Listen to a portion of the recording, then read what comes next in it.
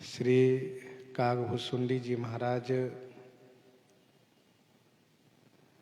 पक्षीराज श्री गरुड़ जी से कहते हैं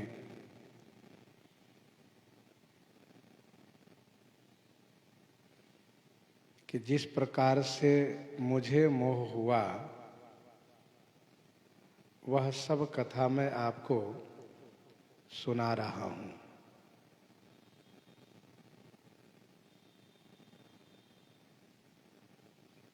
आप श्री राम जी के कृपा पात्र हैं।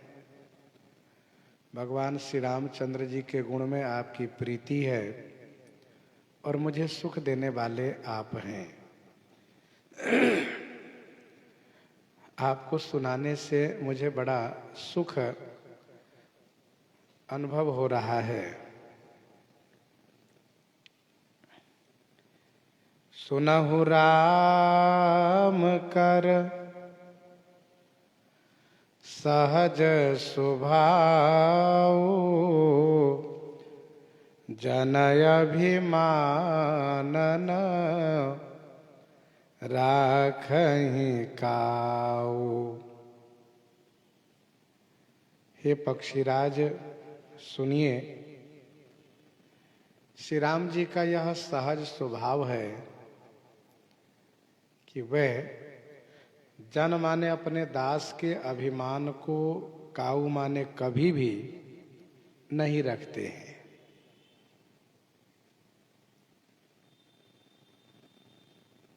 इसका मतलब ये हुआ कि औरों में अभिमान होने से उतनी चिंता श्री राम जी को नहीं होती है जितनी कि दास में अभिमान होने से होती है।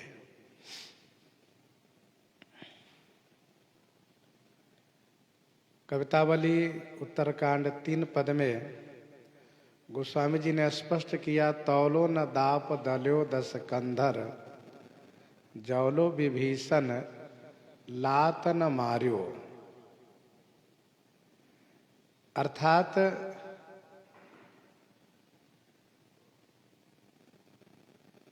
रावण के अभिमान को श्री राम जी बहुत दिन तक बने रहने दिए।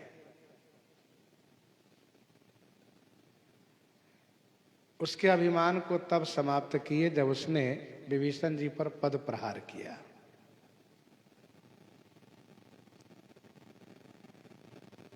परंतु दास के अभिमान को नहीं रहने देते और यह स्वभाव केवल श्री राम जी में है, औरों में नहीं है। विनय पत्रिका 216 पद में गोस्वामी जी ने जो ये कहा है, हरिता जी और भजिए काही, उस पद में गोस्वामी जी ने यह भी कहा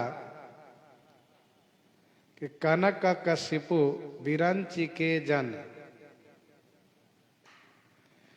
हिरण्यकश्यप ब्रह्मा जी के भक्त था, इस बात को सब कोई जानते हैं।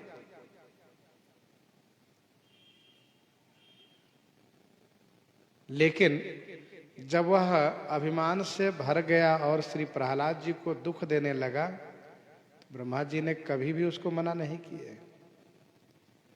शंभु सेवक जान जग बहुबार दिए 10 शीस, करत राम विरोध सो सपनेहु न हटकेउ ईस। श्री राम जी अपने दास की रक्षा करते हैं, ख्याल करते हैं। श्री राम जी के जैसे न ब्रह्मा जी न शंकर जी ख्याल रखते हैं।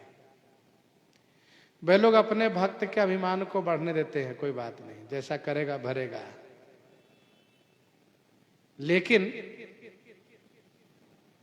श्री राम जी अपने जन के अभिमान को नहीं रहने देते हैं। क्यों नहीं रहने देते हैं? इसका कारण श्री कागभूषुंडी जी ने आगे की पंक्ति में कहा, संस्कृत मूल शूल प्रद नाना सकल शोक दायक अभिमाना। संसृति मूल शूल प्रद नाना। संसृत माने संसार के मूल है।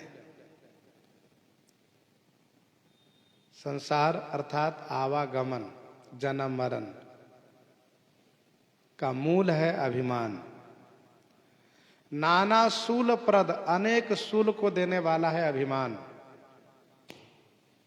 और इतना ही नहीं, सकल शोकदायक, सभी शोक को देता है अभिमान।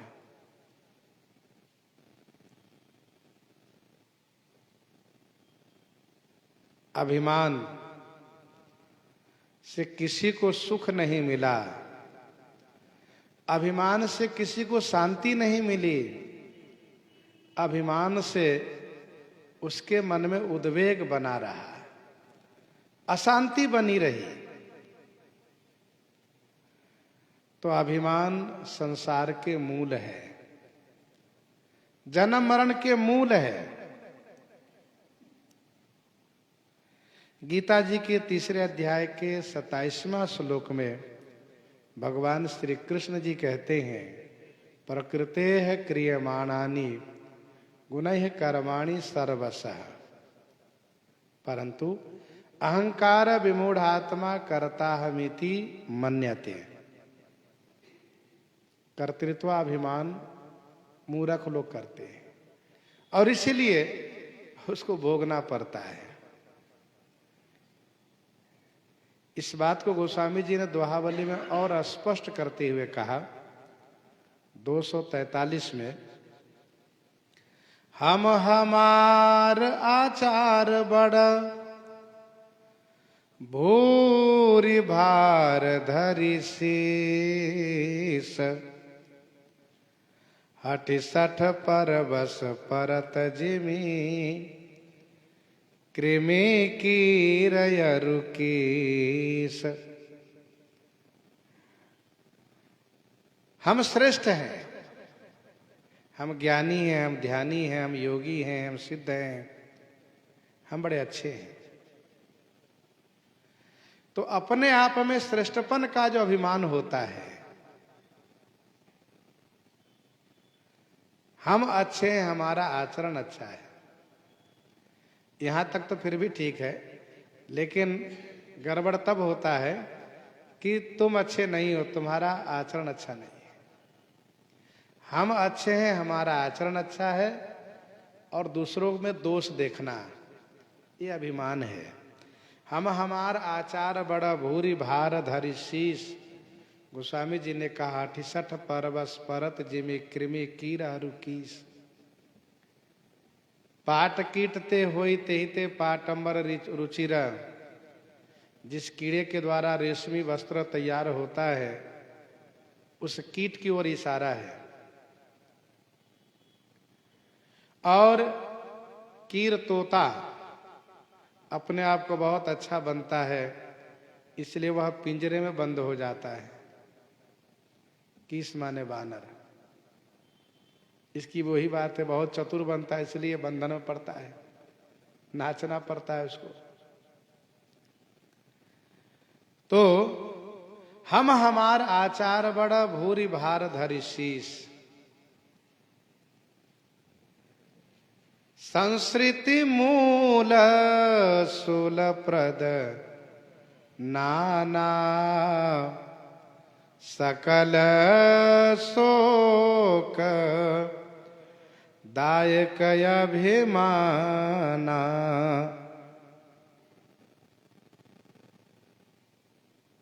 वैसे शूल,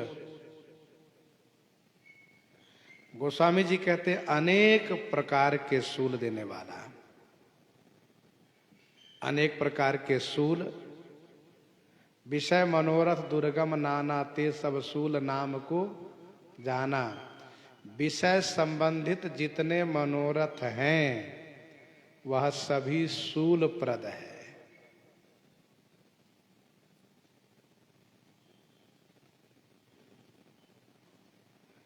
वैसे अविद्या, अस्मिता, राग, द्वेष, अभिनिवेश, ये पंच क्लेश कहे जाते हैं। गोस्वामी जी ने कहा कि अनेक प्रकार के सूल देने वाला है अभिमान।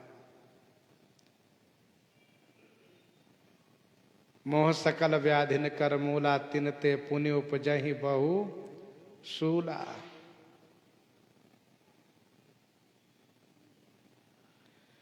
ताते करहि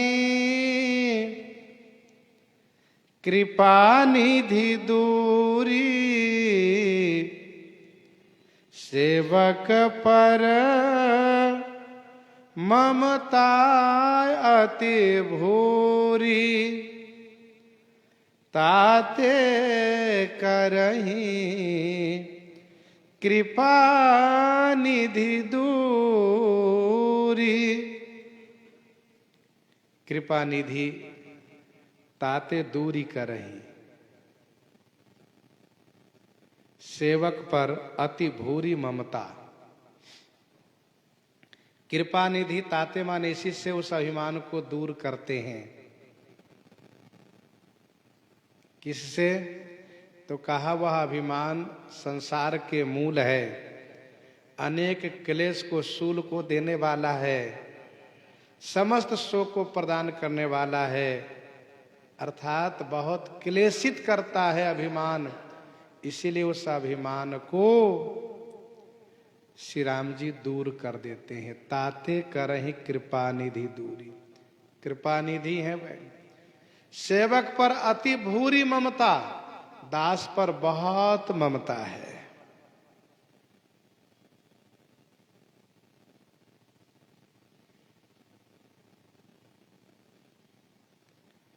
अति भूरी ममता कहने का भाव यह है,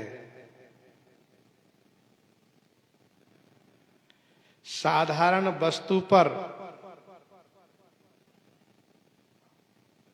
ये भूरी ममता कही जाती है, लेकिन भगवान अपने जन पर अति भूरी ममता करते हैं। अर्थात प्राकृतिक संबंध प्रेम से बढ़ करके श्री राम जी अपने जन पर ममत्व रखते हैं, ममत्व दिखाते हैं।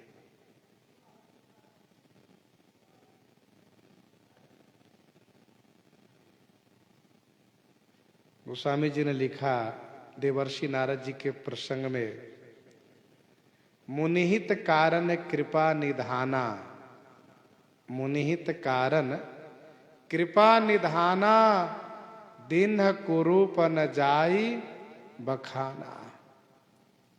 मुनिहित कारण कृपा निधाना, दीन्ह कुरूप न जाई बखाना।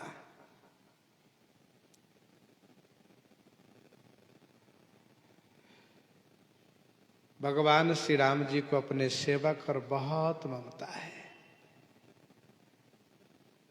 संसार में पुत्र के प्रति सबसे अधिक ममता होती है। विनय पत्रिका 268 में गोस्वामी जी ने इस बात को दर्शाते हुए कहा भी, सुत की प्रीति प्रतीति मित्र की, निरपज्यों डर डरी हो। सुत की प्रीति प्रतीति मित्र की।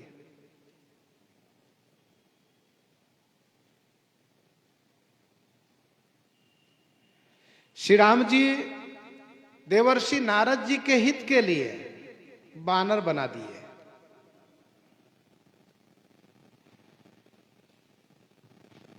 थोड़े काल के लिए परेशानी हुई, हंसी हुई।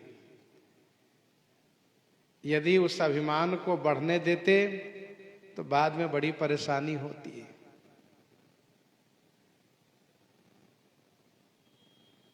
श्री राम जी अपने दास पर इतना अधिक ममता करते, इस बात को हम आपको समझना चाहिए, स्मरण में रखना चाहिए। और इसीलिए सरकार दास को संसार के क्लेश में, शोक में नहीं पड़ने देना चाहते हैं। कोई भी मां अपने बच्चे को क्लेशित होने देना नहीं चाहती।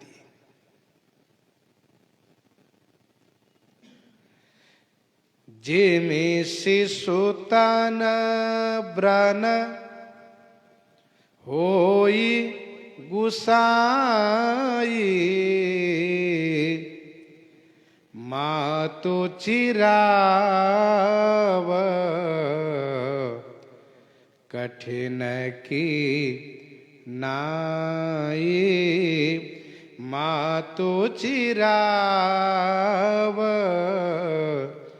कठिन की नाई, जिमि से सुतन ब्रन होई गुसाई। श्री कागभूषुंडी जी कहते हैं, गोसाई जिमि शिशु तन ब्रन होई।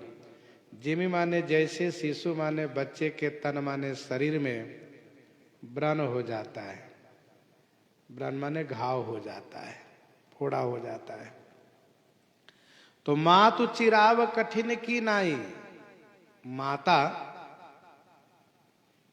कठिन की नाई चिराव, माता कठोरता को धारण करके, कठोर बन करके उस फोड़ा को, उस घाव को चिरवाती है। जिमि शिशु तन ब्रन होई गोसाई, क्योंकि मां इस बात को जानती है, जो फोड़ा हुआ है उसमें जो मवाद है, जो दूषित रक्त है, वह विषैला है, जहरीला है। यदि उसको नहीं निकाला जाएगा तो वह शरीर में फैल जाएगा और शरीर के लिए नुकसानकारी होगा, उससे मृत्यु भी हो सकती है। इसीलिए मां कठोर बन करके, कठोरता धारण करके हाथ पांव स्वयं पकड़ती हैं और फिर दूसरा कोई उसके घाव को चीरता है और दबा करके घाव को साफ करता है, बहाता है। श्री राम जी ने देवर्षि नारद जी को कहा, गह शिशु बच्छ अनल अहि धाई, तह राखई जननी अरगाई। बच्चा भले रोता हो, लेकिन उस बात को परवाह मैया नहीं करती हैं, क्योंकि बच्चा अनल और सर्प को पकड़ने जा रहा था, जिससे बच्चे की मृत्यु हो जाती, उसका नुकसान होता। इसीलिए मैया वहां पर उससे दूर करती है। यहां पर श्री कागभूषुंडी जी कहते हैं, श्री राम जी मां के जैसे अपने दास की रक्षा करते हैं, मां की भांति। श्री राम जी कहते हैं, मोरे प्रौढ़ तनय समज्ञानी, अब बालक सुत सम दास अमानी। अमानी दास ही तो मेरा सुत बालक है।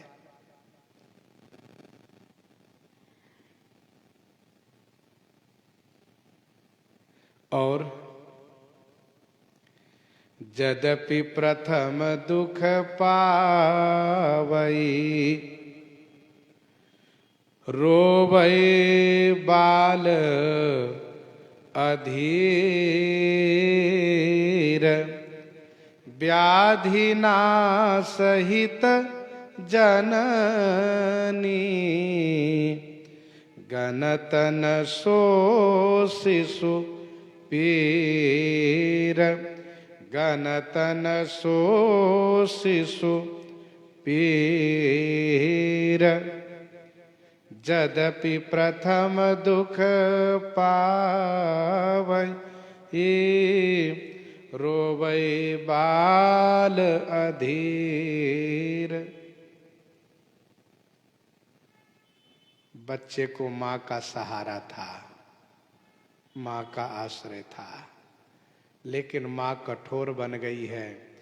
वह हाथ पांव पकड़ करके दबा रखी है और भौहें टेढ़ी की है, डांट रही है, तो बच्चा अधीर हो जाता है। जिनका सहारा था जब वही कठोर बन गई तो अब हम किसको बुलावें। इसलिए वह बच्चा यद्यपि प्रथम आने पहले दुख पाता है और अधीर होकर के रोता है, अधीर होकर के रोता है, धैर्यता को छोड़ देता है। लेकिन व्याधि नाश सहित जननी, जननी माने माता, व्याधि नाश सहित, व्याधि माने उस रोग को नाश के लिए, शिशु सो पीर न गणत, शिशु के सो माने उस पीड़ा को, न गणत माने नहीं विचारती है। कौन सी पीड़ा को? तो जो रुदन कर रहा है उस पीड़ा को नहीं विचारती है, नहीं ध्यान देती है। यद्यपि प्रथम दुख पावई, रोवै बाल अधीर, व्याधि नाश सहित जननी, गणतन सो शिशु पीर। उस पीड़ा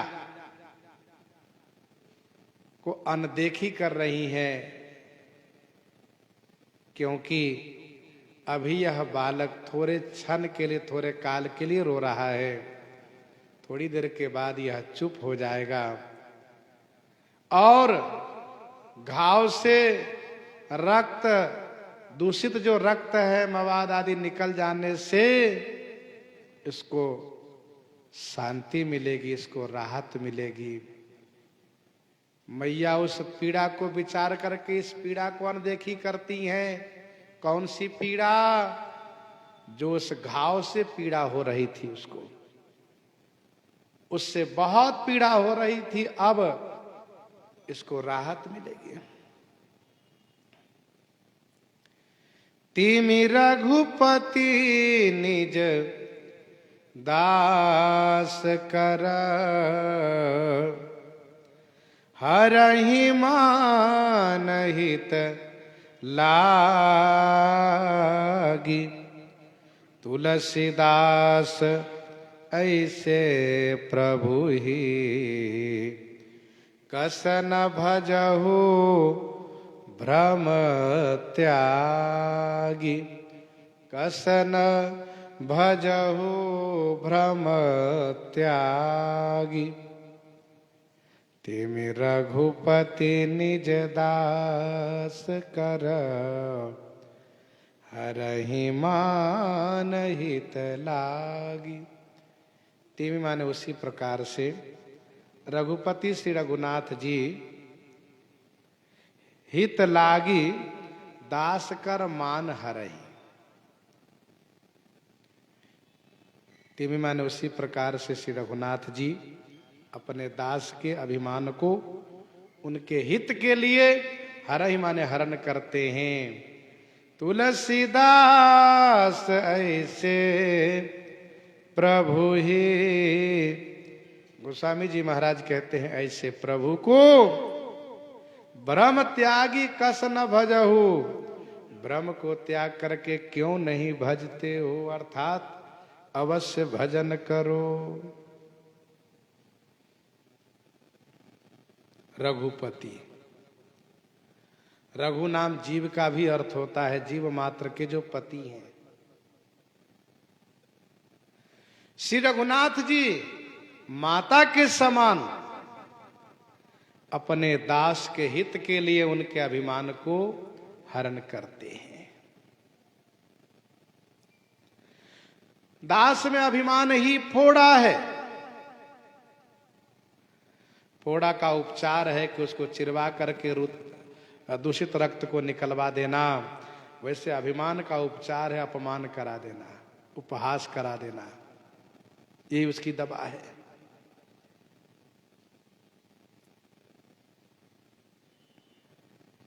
तिमि रघुपति निज दास कर, हरहि मानहित लागी, तुलसीदास ऐसे प्रभु ही, कस न भजहु भ्रम त्यागी। भ्रम छोड़ करके ऐसे स्वामी को भजन करना चाहिए। कवितावली उत्तरकांड 12 पद में गोस्वामी जी ने लिखा, तेरे बेसाहे बेसाहत और बेसाही के बेच निहारे। श्री राम जी जिनको अपना दास बना लेते हैं वे तरण और तारण दोनों हो जाते हैं। ये बड़ी बात है। तो अभिमान का दबा है अपमान। भक्तमाल जी के 320 कवित्त में स्वामी प्रियादास जी ने श्री माधवदास जी की कथा को प्रस्तुत किया है। श्री माधवदास जी महाराज से शास्त्रार्थ करने के लिए कुछ विद्वान पहुंचे। माधवदास जी ने कहा, देखो भैया, हम इन सब वाद विवाद में नहीं पड़ते हैं।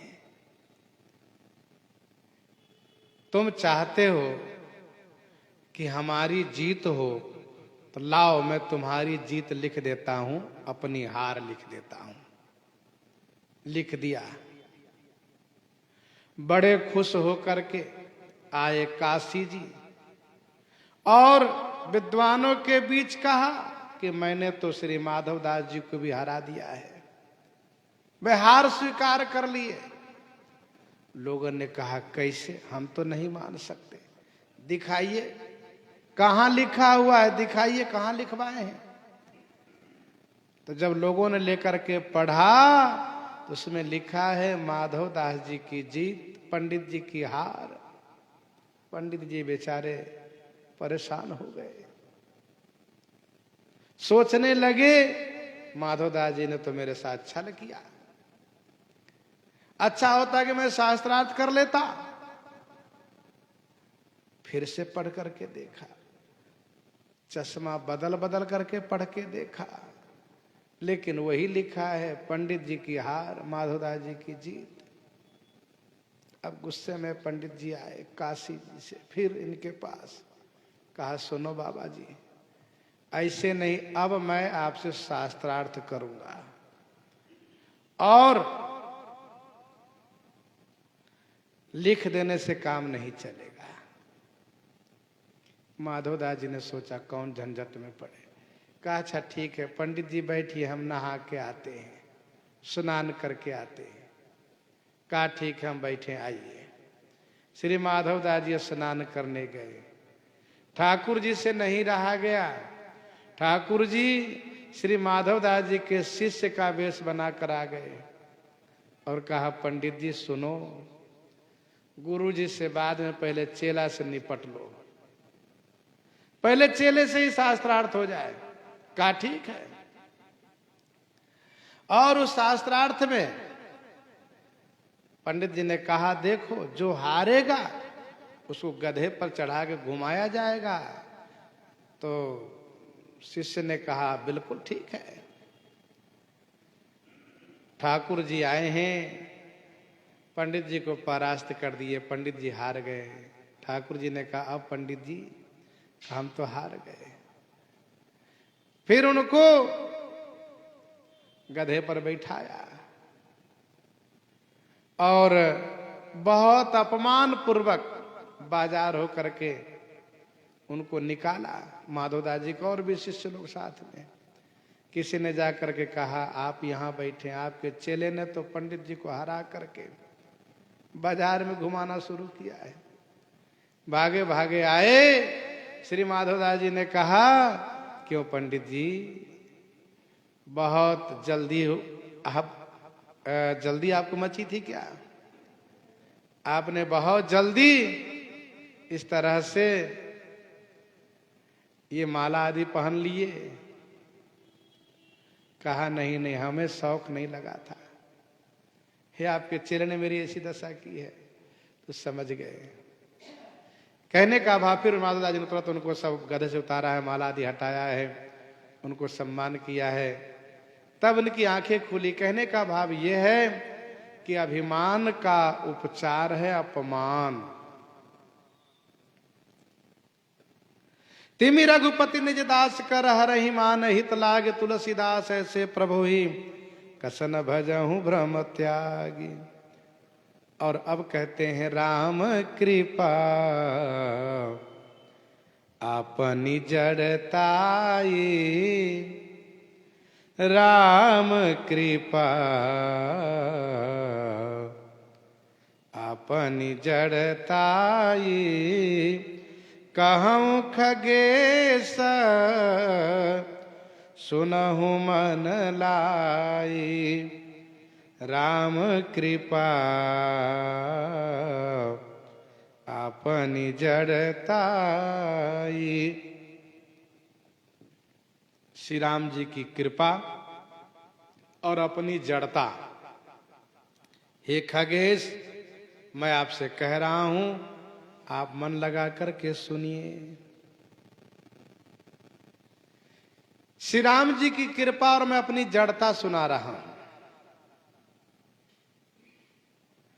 यदि पक्षीराज ऐसा कहते हो कि आपकी जड़ता हम नहीं सुनना चाहेंगे, तो श्री कागभूषुंडी जी कहते हैं हमारी जड़ता में श्री राम जी की कृपा जुड़ी हुई है, इसलिए आप सुनिए। राम कृपा आपनी जड़ताई, यह संतों का संतत्व है कि गुण तुम्हार समझई निज दोषा, गुण तुम्हार समझई निज दोषा। राम कृपा आपनी जड़ताई, कहूँ खगेश सुनहु मन लाई, कहूँ खगेश सुनहु मन लाई। जड़ता क्या थी मेरी? यही कि श्री राम जी मुझे पकड़ना चाहते थे तो मैं भागता था, ये मेरी जड़ताई है। मुझे डर लगता था कहीं ऐसा न हो कि मेरे पंख को ना तोड़ दे। मैंने अपने स्वामी पर ही संदेह किया।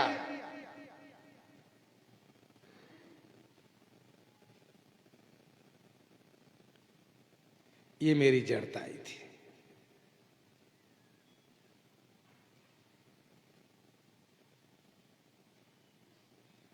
राम कृपा अपनी जड़ताई, क्योंकि अपनी जड़ताई के साथ ही श्री राम जी कृपा में आपको समझा पाऊंगा। दोनों एक दूसरे से संबंधित है। एक तरफ श्री राम जी की कृपा, दूसरी तरफ मेरी जड़ता। कहूं खगेश सुनहु मन लाई, आप मन लगा के सुनिए। ऐसा इसलिए कहना पड़ा कि श्री गरुड़ जी भला जिनके प्रति गुरु भाव किए हैं, जिनसे कथा श्रवण किए हैं, उनका दोष कैसे सुनना चाहेंगे? इसलिए कहा मन लगा के सुनिए, तभी आप श्री राम जी की कृपा को समझ पाइएगा। थोरे मह सब कहूं बुझाई, सुनौ तात मति मन चितलाई। कहूं खगेश सुनहु मन लाई, जब जब राम मनुज तनु धरहि, जब जब राम मनुज तनु धरहि, भगत हेतु लीला बहु करहि, भगत हेतु लीला बहु करहि। जब जब राम मनुज तनु धरहि, भगत हेतु लीला बहु करहि। जब जब श्री राम जी मानव शरीर धारण करते हैं, भक्तों के हेतु माने भक्तों के वास्ते, बहु लीला करहि, बहुत लीला करते हैं। श्री राम जी जब जब मानव शरीर धारण करते हैं, जब जब अर्थात प्रत्येक कल्प में, कल्प कल्प प्रति प्रभु अवतरहि।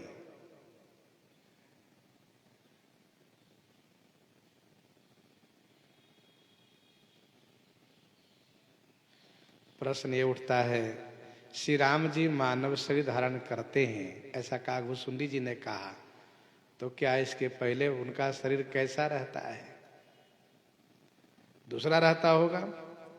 इसका समाधान है कि नहीं, शरीर तो मानवोचित मानव जैसा ही रहता है।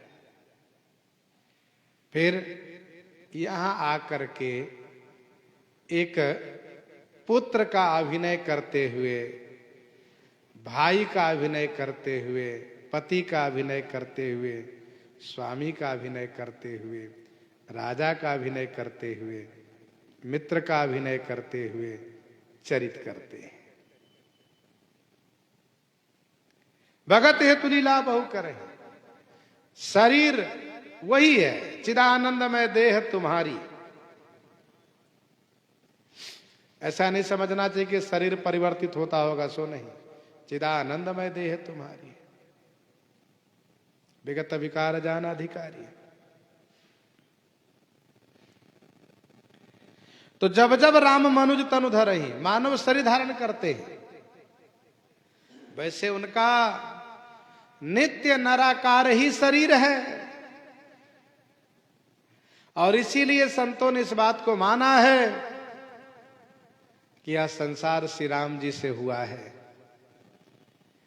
क्योंकि यहां पर सबके पास दुई भुजा, दो पांव है, एक ही सिर है, दो नेत्र हैं, दो कान है, एक ही मुख है। तो श्री राम जी मनुष्य शरीर धारण करते हैं और भक्तों के लिए बहुत लीला करते हैं।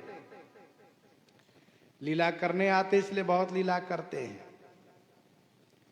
तब तब अवधपुरी मैं जाऊं, तब तब अवधपुरी मैं जाऊं, बाल चरित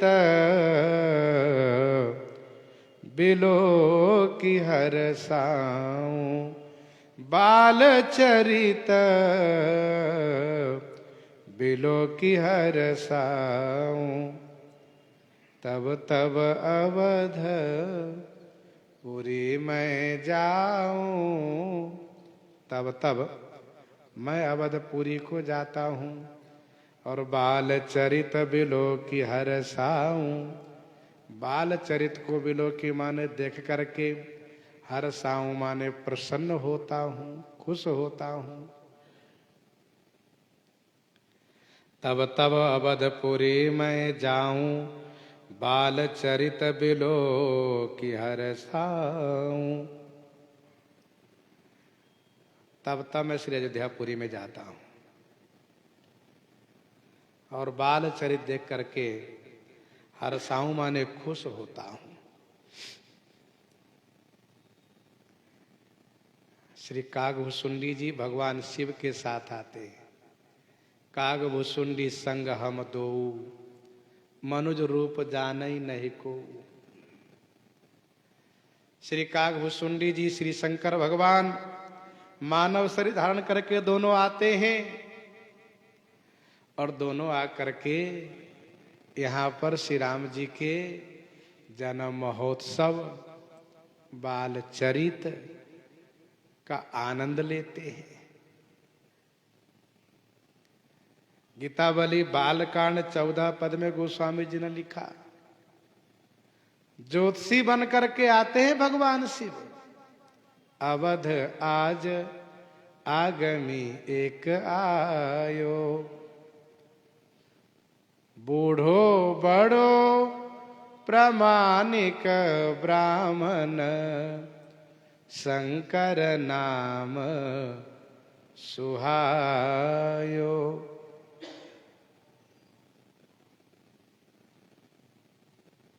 करतल निरखी कहत सब गुण गण, बहुत न परिचो पायो। संग शिशु शिष्य सुनत कौशल्या, भीतर भवन बुलायो। पाए पखारी पूज दियो आसन, असन बसन पहिरायो। मेले चरण चारु चार्यो, सुत माथे हाथ दिवायो। लय लय गोद कमल कर निरखत, और प्रमोद न अमायो। जन्म प्रसंग कयो कौशिक मिस, सिय स्वयंवर गायो।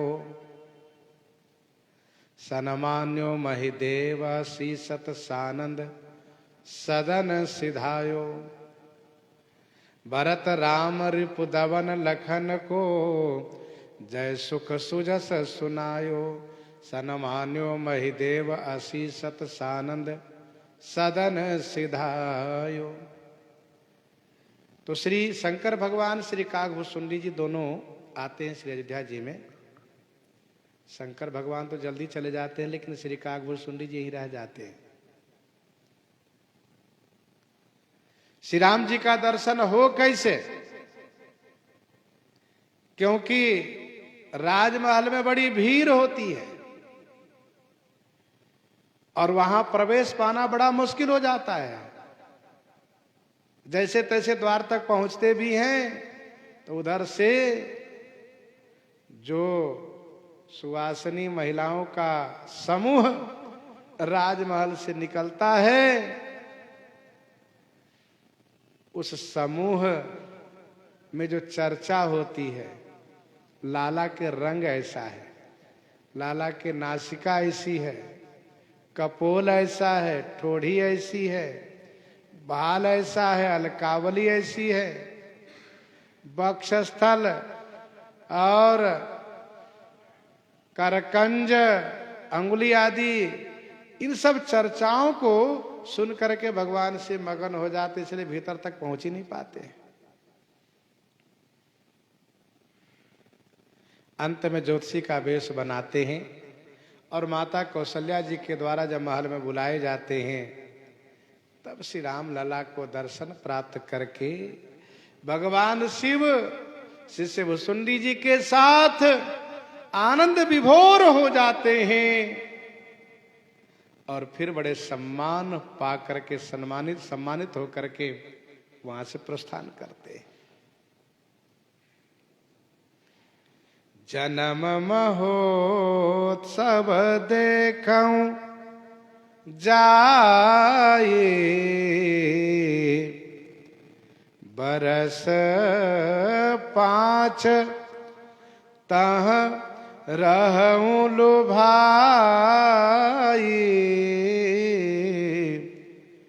जन्म महोत्सव देखूं जाई,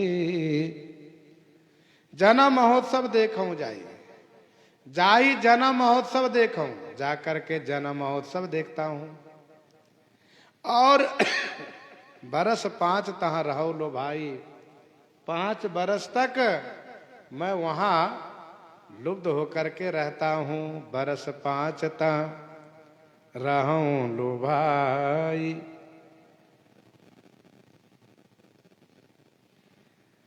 जाकर के मैं जन्म महोत्सव का आनंद लेता हूं। ध्वज पताक तोरण पुर छावा, कहीं न जाई जय भांति बनावा। सुमन वृष्टि आकाश ते होई, ब्रह्मानंद मगन सब लोई। गृह गृहवाज बधाव सुबह, प्रगटे सुखमा कंद।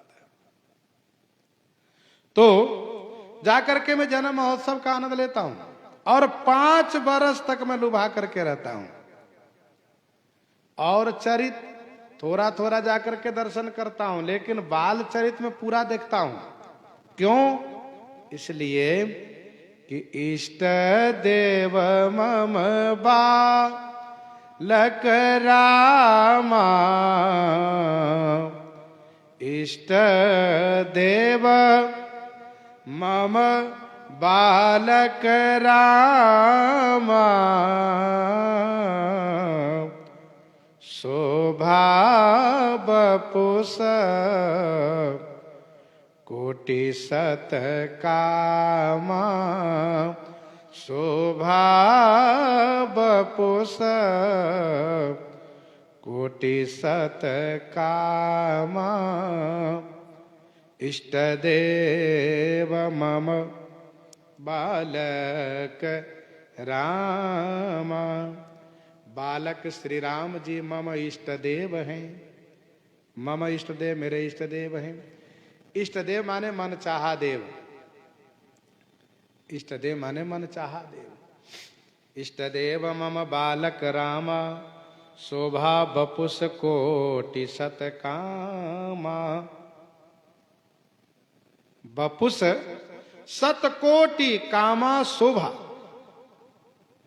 बपुस माने शरीर में, सतकोटि माने 100 करोड़ कामदेव की शोभा उनमें है।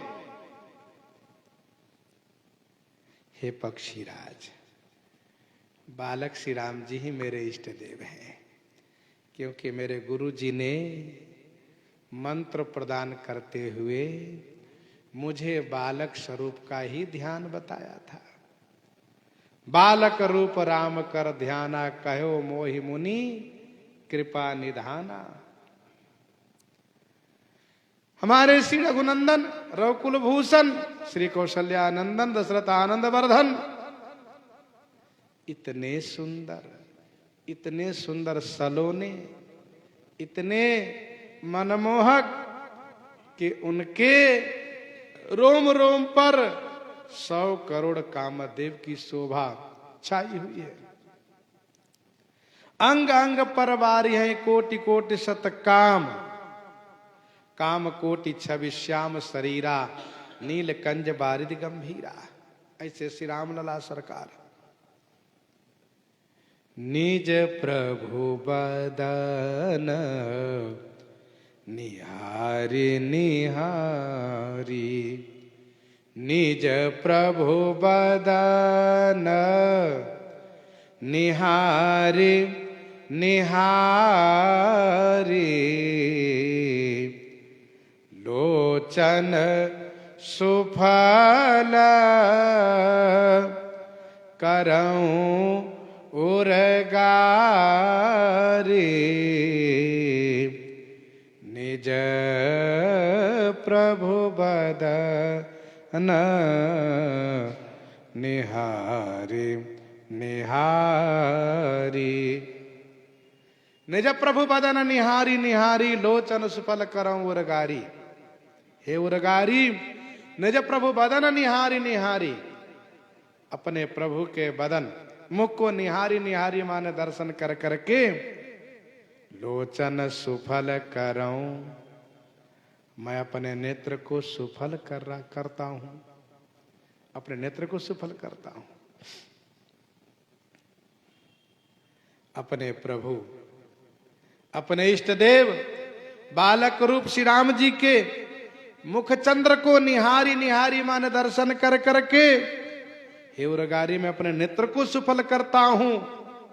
वास्तव में नेत्र की सार्थकता है भगवान श्री राम जी के दर्शन में। वही है सुफल आजु मम लोचन, देखि बदन पंकज भव मोचन। अब भरी अंक भेटू मोहि भाई, कुंभकर्ण ने भी कहा अब भरी अंक भेटू मोहि भाई, लोचन सुफल करो मैं जाई। नेत्र से यदि भगवान का संत का दर्शन नहीं किया तो वह नेत्र भी क्या कोई नेत्र है? मयूर पंख की तरह है वह। नैननि संत दर्श नहीं देखा, लोचन मोर पंख कर लेखा। हे पक्षीराज, मैं अपने नेत्र को सफल करता हूं। लघु बायस बपु धरि हरि संगा, लघु बायस बपु धरि हरि संगा, देखऊं बाल चरित बहुरंगा, देखऊं बाल चरित बहुरंगा। लघु बायस बपु धरी। लघु बायस माने छोटे कौए का शरीर धारण करके, बपु माने शरीर। हरि संगा राम के मीसम हरिम श्री राम जी के संग में बहुरंगा बाल चरित देखूं। बहुत रंग के बाल चरित को मैं दर्शन करता हूं। श्री राम जी के दर्शन हेतु श्री कागभूषुंडी जी छोटा काग बन जाते हैं, लघु बायस। क्योंकि जो इनका सहज स्वरूप है उस रूप में यदि जाएंगे तो फिर लोग डर जाएंगे, फिर श्री रामलला सरकार भी डर जाएंगे।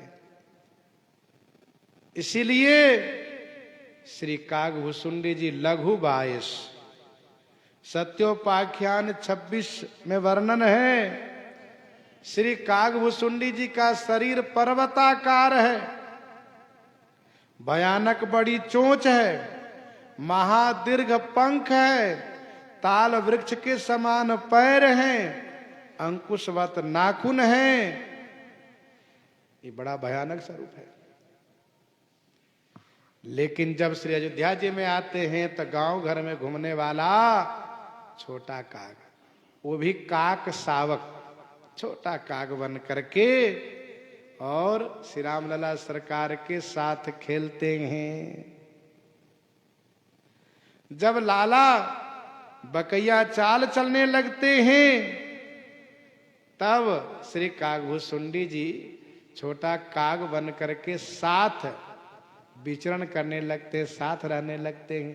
क्योंकि बच्चों को पक्षियों के प्रति बड़ा प्रेम होता है। उसके पूर्व श्री कागभूषुंडी जी भगवान शंकर के साथ अयोध्या जी के आनंद को प्राप्त करते हैं। और जब सरकार श्री रामलला सरकार जब बकैया चाल चलने लगते हैं, गुटरूबनी चाल चलने लगते हैं, तब श्री कागभूषुंडी जी छोटे काग बन करके साथ में लग जाते हैं। लरिकाए जहां जहां फिरहीं तहाँ तहाँ संग उड़ाऊं। जूठन परई अजिरम सो उठाई करे खाऊं। श्री कागभूषुंडी जी कहते हैं कि मैं बहुत रंग के बाल चरित देखता हूँ। बहुत रंग के बाल चरित का वर्णन सत्योपाख्यान में, गीतावली बाल कांड में, कवितावली बाल कांड में वर्णन है। कबहू शशि मांगत आरी करई, कबहू प्रतिबिंब निहारी डरई, कबहू करताल बजाई के नाचत मातु सबई मन मोद भरई, कबहू ऋषि आई कहई हठी के पुनि लेत सोई जेहि लागी अरई। अवधेश के बालक चारि सदा तुलसी मन मंदिर में बिहरई, तुलसी मन मंदिर में बिहरई। लरिकाई जहां जहां फिरई, उस बालापन में श्री रामलला सरकार जहां जहां विचरण करते हैं, श्री कागभूषुंडी जी कहते हैं तहाँ तहाँ संग उड़ाऊं। वहां वहां मैं उनके संग उड़ता रहता हूं। तो आपको भूख नहीं लगती, प्यास नहीं लगती? कहा कि वो उसकी चिंता हमें नहीं करनी पड़ती। क्यों? क्योंकि उसकी चिंता ठाकुर जी स्वयं करते हैं। भोजनाच्छादने चिंता वृथा कुर्वन्ति वैष्णवाः। भक्त को चाहिए भजन करे, भोजन की चिंता न करें। भोजन की चिंता भगवान स्वयं करते हैं और किसी न किसी को प्रेरित करके भोजन का प्रबंधन कराते रहते हैं। भक्त के भजन करने से ही जगत का कल्याण होता है। भजन करें, वह भोजन की चिंता न करें। मेरे लिए श्री रामलला सरकार स्वयं व्यवस्था कर देते थे। क्या? जूठन परई अजीर मह सोई उठाई करू खाऊं।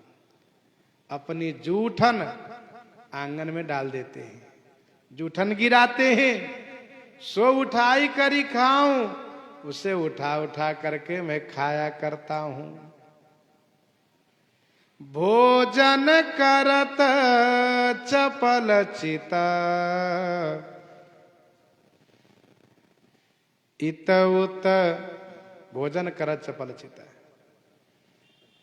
और जब श्री रामलला सरकार भागते हैं, भाज चले किलकत मुखा दधि ओदन लपटाए।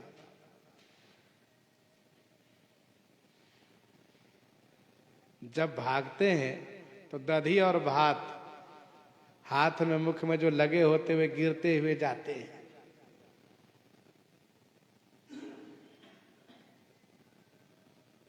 वहां का प्रसंग है, बालकांड में गोस्वामी जी ने लिखा, भोजन करत चपल चित, चित चंचल है और इधर उधर देखते कब मौका मिले इतुत अवसर पाई। जैसे अवसर मिला तुरंत भाग लेते हैं, फुदकते हुए चलते हैं। तो स्वाभाविक है गिराते हुए जाते हैं। किनके लिए? कागभुसुंडी जी के लिए। जूठन परी अजीर मह सो उठाई करी खाऊं।